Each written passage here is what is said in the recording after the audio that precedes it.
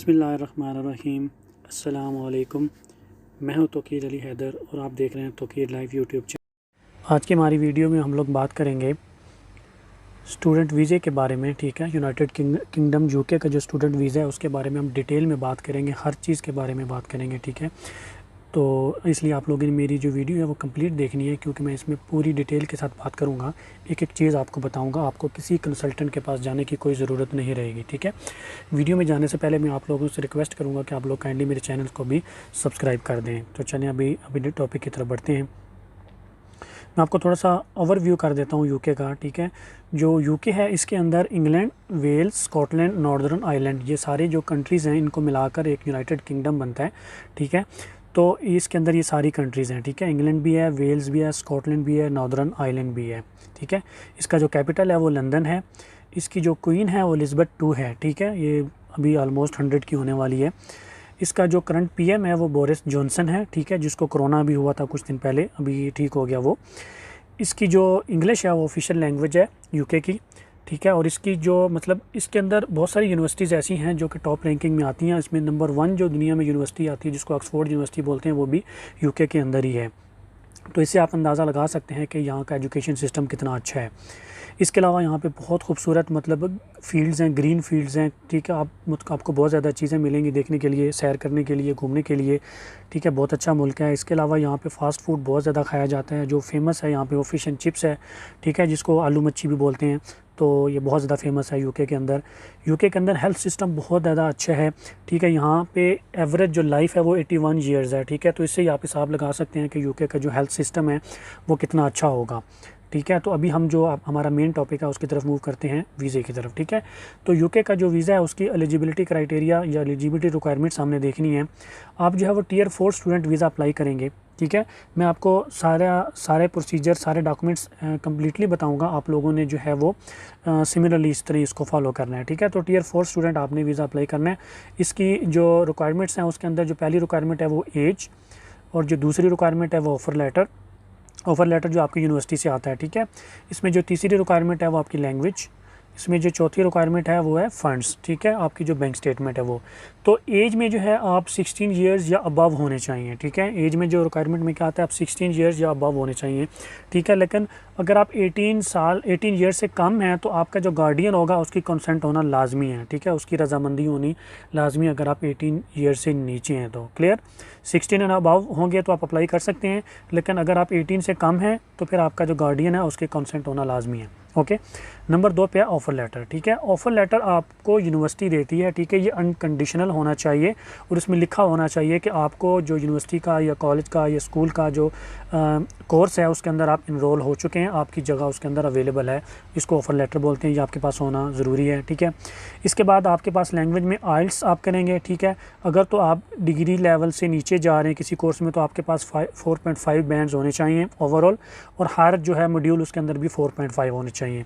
अगर आप डिग्री के लिए जा रहे हैं तो आपके पास 5.5 बैंड ओवरऑल होने चाहिए, और 5.5 ही ईच जो आपका मॉड्यूल होगा उसके अंदर होने चाहिए। ये आइल्स की रिक्वायरमेंट है। ठीक है, इसके बाद आ जाते हैं फ़ंड्स की तरफ।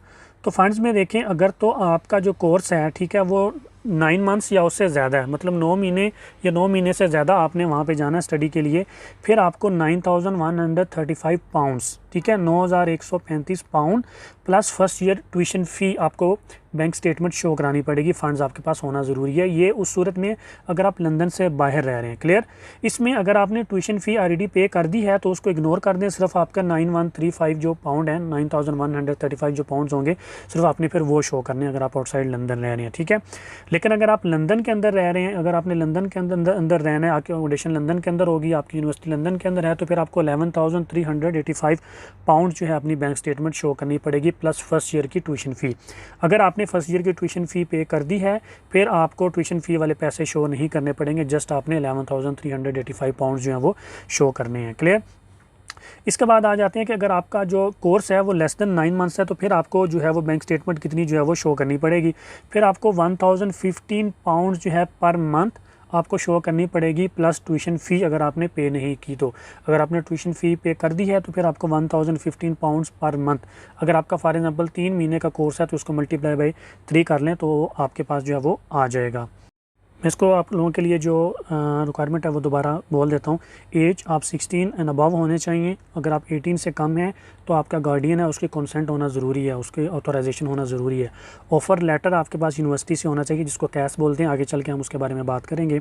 इसके अलावा आपके पास आइल्स होना चाहिए। अगर आप बिलो डिग्री लेवल जा रहे हैं तो 4.5 ईच और 4.5 ही ओवरऑल होना चाहिए आपके पास। अगर आप डिग्री लेवल पे जा रहे हैं तो आपके पास 5.5 ईच और 5.5 ओवरऑल ही आपका जो है वो बैंड होना चाहिए। फंड्स में अगर आपका कोर्स 9 मंथ्स या उससे ज़्यादा का है तो फिर आपको 9,135 pounds total plus first year की जो ट्यूशन फ़ी है, ये अगर आप आउटसाइड लंदन, आपकी यूनिवर्सिटी और आपका स्टे भी आउटसाइड लंदन है तब। लेकिन अगर आप इनसाइड लंदन रह रहे हैं तो फिर आपको 11,385 pounds plus first year tuition fee. इन दोनों सूरतों में अगर आपने ट्यूशन फ़ी ऑलरेडी पे कर दी है तो उसको इग्नोर कर दें। ये जो अमाउंट लिखी हुई है सिर्फ आपने वही बैंक स्टेटमेंट में शो करनी है। अगर आपका कोर्स लेस दैन 9 मंथ्स है तो आपको 1015 पाउंड्स ईच मंथ जो है वो शो करनी पड़ेगी, प्लस ट्यूशन फ़ी अगर आपने पे नहीं की हुई तो। ठीक है, अभी आगे चलते हैं और तीसरे नंबर पर देख लेके वीज़ा प्रोसीजर क्या है। मैं आपको जो स्टेप बताऊंगा आपने सिमिलरली यही स्टेप फॉलो करते जाने हैं। ठीक है, और आपका इंशाल्लाह जो है वो वीज़ा जो है वो लग जाएगा। पहले नंबर पे क्या है, आइल्स। सबसे पहले आपने क्या करना है, आइल्स करना है। ठीक है, आइल्स करने के लिए सबसे पहले ये याद रखें कि आपने एकेडमिक आइल्स करना है, जनरल नहीं करना। ठीक है, लोग कहते हैं, वेबसाइट पर भी लिखा होता है कि जनरल और एकेडमिक दोनों एक्सेप्ट हो जाते हैं, लेकिन वीज़ा लगने के बहुत कम चांसेस होते हैं, बल्कि नहीं ही लगता ऑलमोस्ट। तो आपने जो वीज़ा 100% श्योरिटी चाहिए तो फिर आपने एकेडमिक आइल्स ही करना है। ठीक है, कैसे आप जो इसकी बुकिंग ऑनलाइन भी कर सकते हैं। ठीक है, जो हमारे पास ब्रिटिश काउंसिल की वेबसाइट है उससे भी कर सकते हैं, या आप बैंक में जाके वहाँ पे फ़ी पे करके भी इसकी जो बुकिंग है आइल्स की कर सकते हैं। उसके बाद आप टेस्ट दें, टेस्ट देने के बाद उसका रिज़ल्ट तकरीबन 3 हफ्ते के बाद उसका रिज़ल्ट आ जाता है।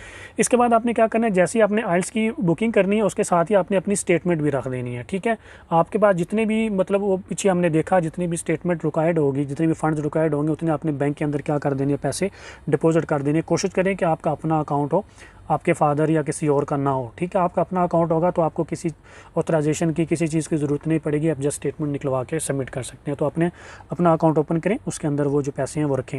उनको 1 महीने के लिए पड़े रहने दें, उनको कोई छेड़ना नहीं, उनको ना निकालना है ना कुछ करना, उनको 1 महीना स्ट्रेट वे ऐसे ही पड़े रहने दें। 1 महीने के बाद आपने वो जो स्टेटमेंट है वो निकलवानी है, या जब आप एप्लीकेशन सबमिट करने लगेंगे तो उस वक्त निकलवा लें, कोई इशू नहीं है। ठीक है, लेकिन 1 महीना एटलीस्ट आपके जो पैसे हैं वो बैंक के अंदर पड़े होने चाहिए।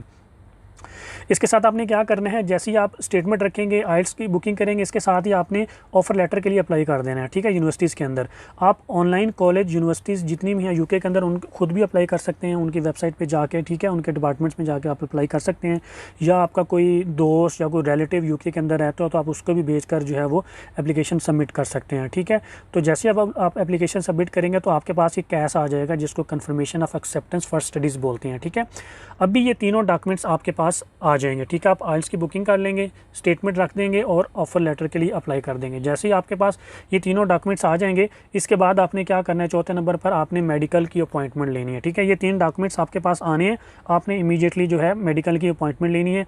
आपके जो भी नियरेस्ट मेडिकल सेंटर, उनका अप्रूव्ड मेडिकल सेंटर होगा, ठीक है, आपकी सिटी में, आपने वहाँ पर क्या करनी है, अपॉइंटमेंट बुक करनी है टेस्ट के लिए। ठीक है, जिस दिन आप टेस्ट बुक करेंगे उस दिन आप मेडिकल सेंटर में जाएँ, अपना टेस्ट करें।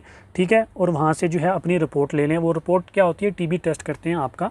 ठीक है, तो आपका जो चेस्ट एक्सरे होगा उसको लेंगे वो। ठीक है, तो ये 4 डॉक्यूमेंट्स आपके पास अभी अवेलेबल होंगे। ठीक है, आइल्स हो जाएगा, स्टेटमेंट हो जाएगी और ऑफ़र लेटर कैश आपके पास हो जाएगा, मेडिकल हो जाएगा। ठीक है, आपके पास ये चारों डॉक्यूमेंट्स जो हैं आपके हाथ में होंगे। फिर आप क्या करेंगे, आप वीज़ा जो है वो सबमिशन की तरफ मूव कर जाएंगे। ये चारों डॉक्यूमेंट्स जब आपके हाथ में आएंगे तो आप वीज़ा सबमिशन की तरफ मूव करेंगे। उसमें आपने क्या करना है मैं आपको अभी बताता हूँ। वीज़ा सबमिशन में आपने जो मैं अभी डिटेल में बताऊंगा आप लोगों को, ये सिमिलरली आपने यही चीज़ें जो है वो फॉलो करते जाना है। सबसे पहले आपने क्या करना है, ऑनलाइन अप्लाई करना है। ठीक है, आप इनकी वेबसाइट पे जाएंगे, वहाँ पे अप्लाई करेंगे। मैं अभी लिंक दे देता हूँ आप लोगों को, मैंने ये लिंक दे दी है। आप इस वेबसाइट के ऊपर जाएंगे, ये वेबसाइट को जो मैंने लिंक दिया है इसको ओपन करेंगे।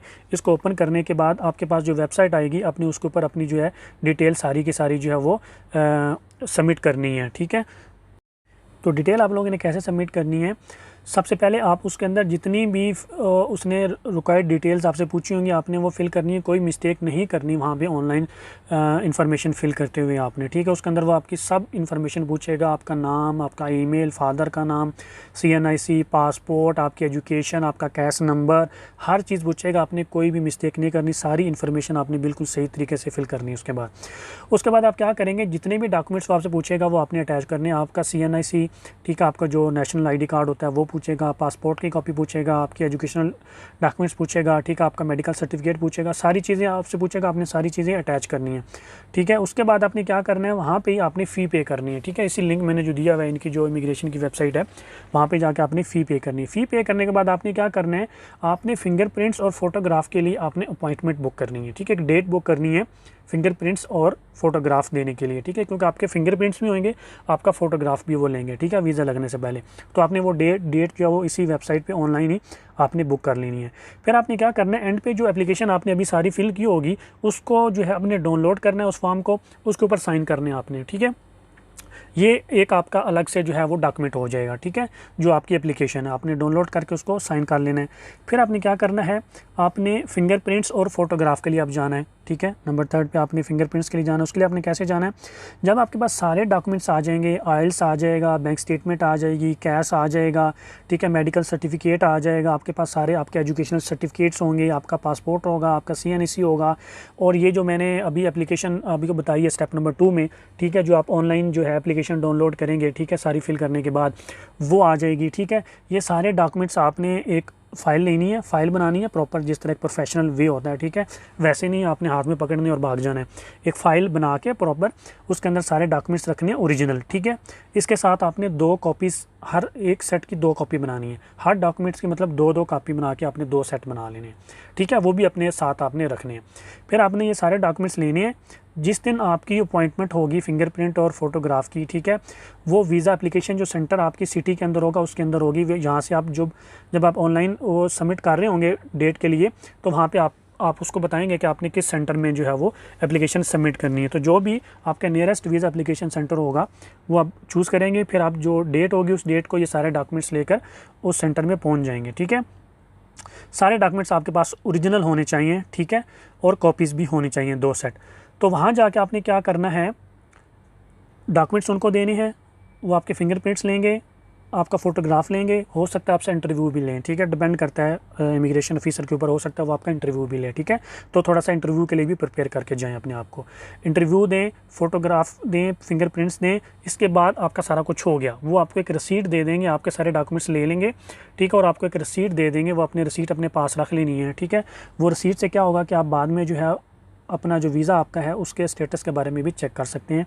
और जब आपका वीज़ा आएगा तो उस वक्त भी वो रसीद जो आपने लेके जानी है, तो आपको जो सारे डॉक्यूमेंट्स आपके वो वापस कर देंगे, इवन आपका पासपोर्ट वापस कर देंगे, आपका पासपोर्ट भी अभी वो रख लेंगे, ठीक है।